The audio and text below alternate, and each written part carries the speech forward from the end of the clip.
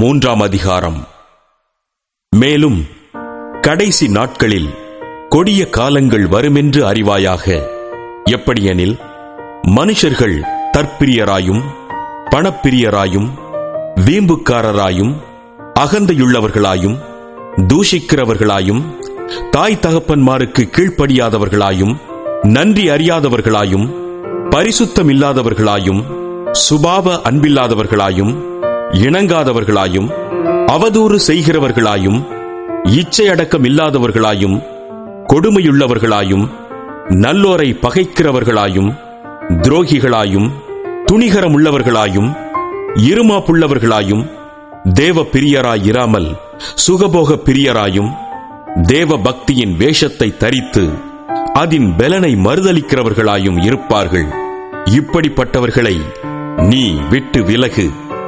பாவங்களால் நிறைந்து பற்பல இச்சைகளால் இழுப்புண்டு எப்போதும் கற்றாலும் ஒருபோதும் சத்தியத்தை அறிந்து உணராதவர்களாயிருக்கிற பெண் பிள்ளைகளுடைய வீடுகளில் இப்படிப்பட்டவர்கள் நுழைந்து அவர்களை வசப்படுத்திக் கொள்ளுகிறார்கள். யன்னேயும் யம்பிரேயும் மோசேக்கு எதிர்த்து நின்றது போல இவர்களும் சத்தியத்துக்கு எதிர்த்து நிற்கிறார்கள். இவர்கள் துர்ப்புத்தியுள்ள மனுஷர்கள், விசுவாச விஷயத்தில் பரீட்சைக்கு நில்லாதவர்கள். ஆனாலும் இவர்கள் அதிகமாய் பலப்படுவதில்லை. அவ்விருவருடைய மதிகேடு எல்லாருக்கும் வெளிப்பட்டது போல இவர்களுடைய மதிகேடும் வெளிப்படும். நீயோ என் போதகத்தையும் நடக்கையையும் நோக்கத்தையும் விசுவாசத்தையும் நீடிய சாந்தத்தையும் அன்பையும் பொறுமையையும் அந்தியோக்கியா இக்கோனியா லீஸ்திரா என்னும் பட்டணங்களில் எனக்கு உண்டான துன்பங்களையும் பாடுகளையும் நன்றாய் அறிந்திருக்கிறாய். எவ்வளவோ துன்பங்களை சகித்தேன். இவை எல்லாவற்றினின்றும் கர்த்தர் என்னை நீங்களாக்கிவிட்டார்.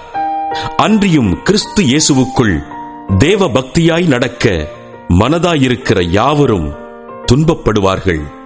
பொல்லாதவர்களும் எத்தர்களுமானவர்கள் மோசம் போக்குகிறவர்களாகவும் மோசம் போகிறவர்களாகவும் இருந்து மேன்மேலும் கேடுள்ளவர்களாவார்கள். நீ கற்று நிச்சயித்துக் கொண்டவைகளில் நிலைத்திரு. அவைகளை இன்னாரிடத்தில் கற்றாய் என்று நீ அறிந்திருக்கிறதும் அல்லாமல் கிறிஸ்து இயேசுவை பற்றும் விசுவாசத்தினாலே உன்னை ரட்சிப்புக்கேற்ற ஞானமுள்ளவனாக்கத்தக்க பரிசுத்த வேத எழுத்துக்களை நீ சிறுவயது முதல் அறிந்தவன் என்றும் உனக்கு தெரியும். வேத வாக்கியங்களெல்லாம் தேவ ஆவியினால் அருளப்பட்டிருக்கிறது.